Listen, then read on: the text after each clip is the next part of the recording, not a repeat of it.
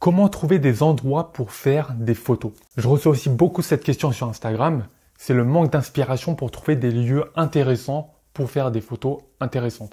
Premier point que j'ai envie de souligner, c'est que tu peux faire des photos n'importe où. Des endroits qui peuvent te sembler totalement nuls, des endroits tout à fait basiques et classiques peuvent donner des photos magnifiques.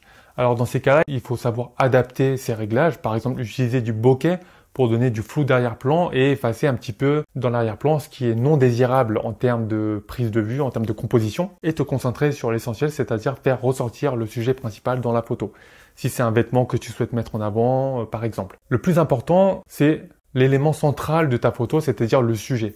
Ensuite, effectivement, le lieu peut être très intéressant pour de nombreuses raisons, c'est-à-dire apporter une atmosphère à la photo, donner du cachet à la photo et apporter un plus à la photo. Puisque faire une belle photo dans un lieu qui est sympa, ça monte le niveau de la photo, donc ça apporte quelque chose toujours de mieux. Donc il est tout à fait normal et naturel que certaines personnes se posent la question de savoir mais où trouver des lieux intéressants et même originaux pour faire des belles photos. Donc pour ça, je t'ai regroupé 7 conseils dans cette vidéo-là pour t'aider à trouver des lieux intéressants pour tes prochains shootings. Donc reste bien jusqu'à la fin. Le 7e conseil, pour moi, est quasiment mon préféré. Je comprends pas pourquoi les gens ne le font pas. Tout simplement. Donc reste bien jusqu'à la fin, tu vas voir, tu vas tout comprendre. Premier conseil pour trouver des endroits intéressants pour shooter, c'est tout simplement Google. Google est ton ami et effectivement, c'est vraiment le cas. Tu cherches des endroits intéressants à shooter directement sur Google. Par rapport au thème que tu souhaites, tu peux trouver sur Google Images. Ensuite, tu vas sur Google Maps. Tu regardes sur Google Maps un petit peu des endroits intéressants. Tu regardes là où il y a des lacs, par exemple, là où il y a une forêt. Tu zoomes, tu vas directement dans Google Street View et tu regardes effectivement si ça peut coller au thème que tu souhaites pour la photo. Et si tu souhaites effectivement shooter dans ces conditions-là. Donc tu peux trouver énormément de choses juste grâce à Google Maps notamment. Donc je t'invite au plus haut point à regarder déjà Google pour tes premières recherches. Deuxième conseil, c'est Pinterest. Pinterest, on s'en sert énormément en termes d'inspiration. Et une fois n'est pas coutume, là encore, tu peux t'en servir pour trouver des endroits très intéressants. Donc par exemple, ce que tu peux faire, c'est d'aller sur Google, tu tapes Pinterest, shooting Paris, lieu. Par exemple, tu vas arriver sur le site et tu vas essayer de trouver donc des ambiances intéressantes, celles qui t'intéressent. Tu cliques dessus et tu vas rentrer directement sur la page. Et là, très généralement, ce qui se passe, c'est que tu tombes sur un blog, par exemple, qui va te présenter différents spots extrêmement intéressants, instagrammables, tout ce que tu veux pour faire des photos. Donc là, par exemple, tu vois à Paris, les 15 meilleurs spots à Paris, d'après cette personne-là en tout cas, tu l'as directement ici. Et c'est vraiment génial puisque tu as également des photos en exemple pour illustrer en fait l'angle de prise de vue, le cadrage que tu peux faire. Bien entendu, ça sera à réadapter par rapport à ce que tu souhaites faire en termes de composition. Mais là, tu as différents exemples et c'est vraiment génial. Tu vois qu'en 2 secondes, j'ai tapé une instruction sur Google et j'ai déjà trouvé 15 lieux super intéressants pour faire des photos. Honnêtement, ça marche n'importe où. Si tu es en province, dans une autre ville, n'importe où, à l'étranger, Pinterest, c'est une mine d'or.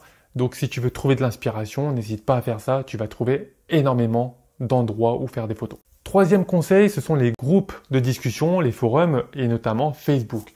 Sur Facebook, tu as des groupes de discussion entre photographes ou débutants, etc. Et là-dessus, tu peux demander aux personnes en fait quel lieu ils affectent particulièrement pour faire des photos, ou alors tu vas tout simplement voir les photos qui sont publiées directement et voir l'ambiance qu'il y a dans la photo, l'arrière-plan, et tu peux facilement demander à cette personne-là où la photo a été prise, ou bien si tu connais cet endroit-là et que tu n'avais pas pensé à faire des photos auparavant, tout simplement tu as un exemple directement dessus. Donc ça aussi c'est quelque chose de super intéressant et de pratique à faire. Je l'ai déjà fait, j'ai déjà vu des endroits très intéressants. J'ai demandé à la personne m'a dit où c'était. Effectivement, c'était génial. En 2 secondes, j'ai trouvé un lieu super intéressant dans lequel shooter. 4e conseil, tout simplement, te promener dans les rues. Le fait de te promener en étant attentif va forcément attirer ton regard à un moment ou à un autre. Parce que c'est clair et net. Avant de commencer à la photo, et je suis sûr que ça doit t'arriver également, si tu as déjà commencé à la photo, tu dois voir le changement qu'il y a eu par rapport à l'avant photo. Moi, avant d'être photographe, c'est que je me promenais dans les rues, je marchais dans les rues, et j'allais toujours d'un point A à un point B, directement sans regarder ce qu'il y avait autour de moi. Par exemple, quand je marchais dans les rues, je marchais tout droit. J'avais une idée en tête, c'est d'arriver à ma destination pour faire ce que j'avais à faire. Or maintenant, depuis que j'ai commencé la photo, je regarde tous les détails. Je regarde les rues je regarde le ciel, je regarde l'orientation du soleil pour me dire est-ce qu'au moment du coucher de soleil, effectivement, le soleil sera positionné de ce côté-ci et donc au niveau de la rue, ça va donner une superbe lumière. Je regarde tout, la couleur du ciel, je regarde donc le positionnement de la lumière comme je te l'ai dit, la structure des bâtiments en termes de texture, en termes tout simplement d'architecture. Je regarde également s'il y a des endroits intéressants, je regarde tout. Je regarde tout, effectivement, ça me donne énormément d'idées pour me dire, bah, tiens, cette porte-là, elle est magnifique, je vais prendre une photo devant. Et ça m'est arrivé de nombreuses fois de repérer des lieux comme ça, de faire des shootings pour mes clients. Et ils étaient extrêmement satisfaits et très très contents de ce lieu-là. C'est très original et en tout cas, ça leur plaît énormément. Ça montre encore une fois que le fait de prêter attention aux détails quand tu marches dehors, ça ne mange pas de pain et ça peut t'apporter d'autres idées, d'autres styles d'inspiration pour tes shootings. Donc la prochaine fois que tu sors dans la rue, prête attention à ce qu'il y a autour de toi. 5e conseil, ça rejoint un petit peu celui que j'ai évoqué concernant le groupe Facebook. C'est tout simplement le bouche à oreille. Si tu as des proches autour de toi, n'hésite pas à leur poser la question. Est-ce que tu connais des endroits magnifiques? Ne leur dis pas forcément, est-ce que tu connais des spots photos? Bon, s'ils sont pas photographes, ça va pas trop leur parler.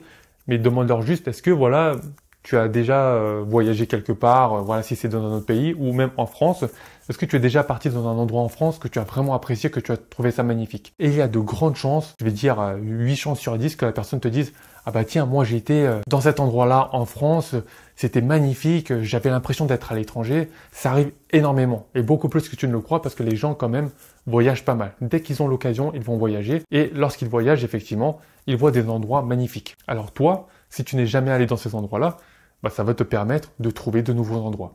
C'est juste génial. Donc, ça ne coûte rien encore une fois. Tu demandes juste à tes proches, à tes amis, quel est l'endroit dans lequel tu as voyagé en France que tu as trouvé magnifique, par exemple. Et il est fort à parier que tu vas avoir une réponse. Donc, ça aussi, bouche à oreille, très très important. 6e conseil pour trouver des lieux dans lesquels faire des photos, c'est tout simplement l'application SpotAir. Donc il y a d'autres applications, mais cette application-là est, je crois, l'une des plus connues, donc SPOTR. Donc c'est super pratique, tu télécharges l'application. Je crois qu'il y a une partie qui est gratuite et je crois que pour aller plus loin, c'est payant pour avoir l'intégralité des fonctionnalités et pour tout trouver, vraiment avoir tous les détails. Mais je crois que la version gratuite est déjà quand même assez suffisante. Tu peux trouver des endroits super intéressants, donc des personnes ont trouvé des lieux intéressants, ont pris des photos et ils ont posté directement sur l'application. Et toi, en allant sur l'application, tu vas voir, il y a différentes catégories, architecture, symétrie, il y a différentes catégories et tu vas choisir en fonction du mood que tu souhaites avoir pour ton shooting, le thème qui t'intéresse. Et ensuite, en fonction du thème choisi, tu vas avoir différents lieux qui vont être recommandés. Donc ça également, super pratique, l'application SpotAir. Et je tiens à préciser, pas sponsorisé ou autre, donc c'est de la pub gratuite pour eux. Mais bon, j'en parle parce que je sais que ça peut t'aider. Et enfin, 7e et dernier conseil pour trouver des endroits et faire des super belles photos, c'est mon conseil préféré, c'est tout simplement d'aller dans des lieux déjà très très connus, très touristiques, mais à une heure où il y a personne. Ça, je comprends pas pourquoi les gens ne le font pas, mais ça nous arrange justement, effectivement, en tant que photographe. Mais par exemple, si tu vas dans un endroit super touristique à 5 heures du matin, crois-moi, il n'y aura personne. Et tu vas faire des photos épiques. Tu vas faire des photos magnifiques puisqu'il n'y aura pas un chat dans la rue.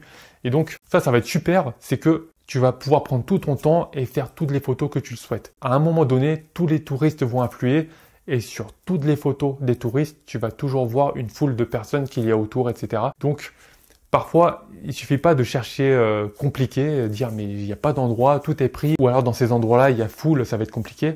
Non, tu prends des endroits magnifiques, peu importe que ce soit touristique ou non, et tu y vas à une heure qui est très généralement peu recommandable puisque la plupart des gens préfèrent dormir à cette heure-là. Donc franchement, essaie ça, tu m'en diras des nouvelles, c'est vraiment super. C'est ce que je fais pour mes clients, des fois qui ont des shootings et qui veulent être tranquilles. Je fixe un rendez-vous super tôt le matin ou super tard le soir. Il y aura très très peu de monde et tu auras tout le loisir de t'amuser. Si tu débutes la photo, télécharge ton guide gratuit, c'est le premier lien en description. Je te parle des 5 meilleurs appareils photo pour débuter dans les meilleures conditions avec un petit budget.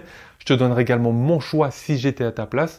À la fin de ce guide, tu auras un petit cours sur le triangle d'exposition pour te permettre de maîtriser ouverture, vitesse, ISO et débuter la photo dans les règles de l'art. Si la vidéo t'a aidé, clique sur le bouton like et surtout abonne-toi pour devenir un meilleur photographe après chaque vidéo.